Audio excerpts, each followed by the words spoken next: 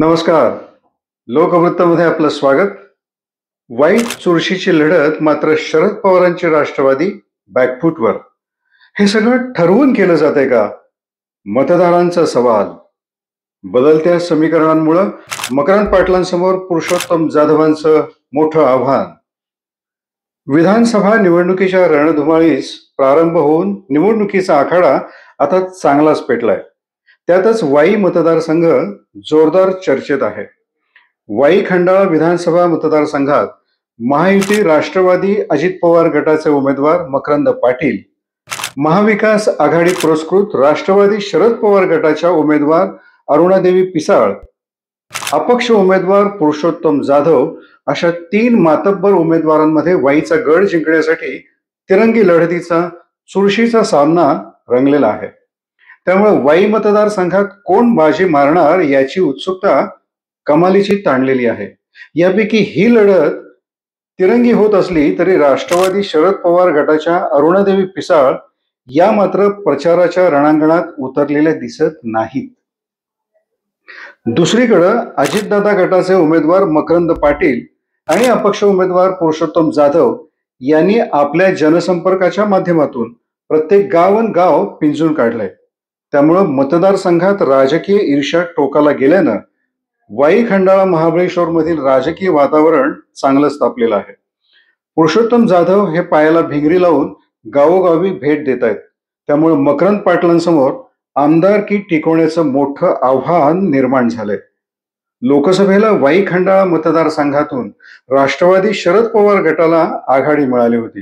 त्यामुळं महाविकास आघाडीच्या जागा वाटपात अटीतटीचा बनलेला वाई खंडाळा विधानसभा मतदारसंघ राष्ट्रवादी शरद पवार गटाच्या वाट्याला गेला. शेवटच्या क्षणी शरद पवारांनी एक नवखा चेहरा समोर आणून माजी मंत्री मदनराव पिसाळ यांच्या स्नुषा अरुणादेवी पिसाळ यांना उमेदवारी घोषित केली. मात्र अरुणादेवी पिसाळ आणि त्यांचे पती शशिकांत पिसाळ हे पूर्वीपासूनच मकरंद पाटील आणि अजित पवारांचे अत्यंत जवळचे समजले जातात. यामुळे उमेदवारी घोषित झाल्यानंतर मतदारसंघातूनही त्यांच्या उमेदवारीबाबत मतदारांमधून नाराजी तयार झाल्याची चिन्ह निर्माण झाली होती. तरीही सुरुवातीला मकरंद पाटील विरुद्ध अरुणादेवी पिसाळ यांच्यात समोरासमोर जोरदार फाईट होईल असं देखील काहीसं चित्र होतं. अरुणादेवी पिसाळ या मकरंद पाटलांना आव्हान देतील असं वातावरण देखील या मतदारसंघात होतं. मात्र अलीकडच्या घडामोडी पाहता अरुणादेवी पिसाळ या प्रचारात पिछाडीवर गेल्याचं चित्र निर्माण झालंय.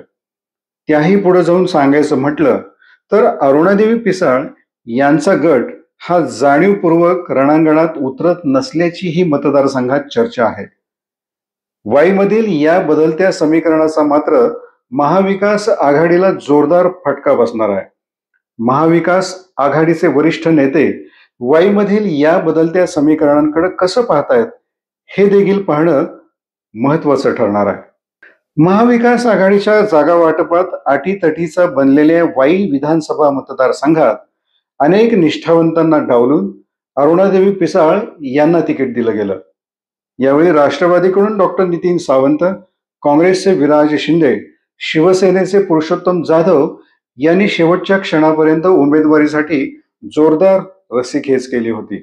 मात्र जागा वाटपात हा मतदारसंघ तुतारीला सोडून येथून अरुणादेवी पिसाळ यांना निवडणूक रिंगणात उतरवण्यात आलं. गत लोकसभा निवडणुकीत राष्ट्रवादी शरद पवार गटाचे उमेदवार शशिकांत शिंदे यांना वाई मतदारसंघातून जोरदार ताकद मिळाली होती. शिंदे यांना येथून 7,000चं मताधिक्य मिळालं होतं. मात्र तीच तुतारी आज वाईच्या स्थानिक राजकारणामुळे 3ऱ्या क्रमांकावर फेकली गेल्याची चर्चा आहे. हे सगळं ठरवून केलं जातंय का असा देखील मतदारातून सवाल केला जातोय.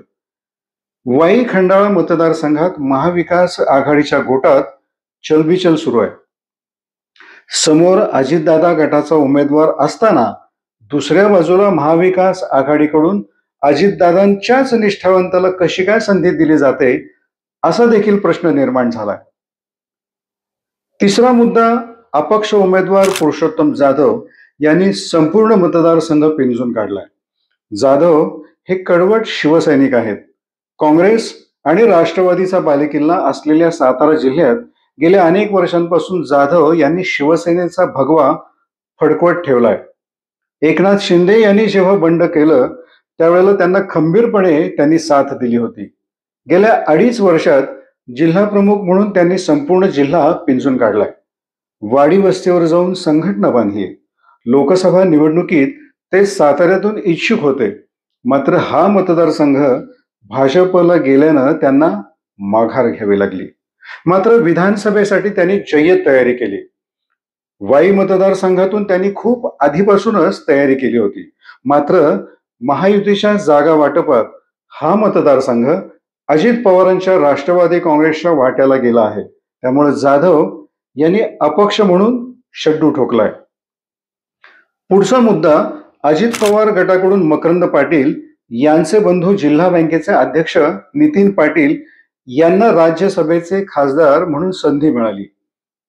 भोईन्स कारखान्यातही आमदार अध्यक्ष आणि बंधू संचालक आहेत. त्यामुळे या गटाची ताकद आणखीन वाढली.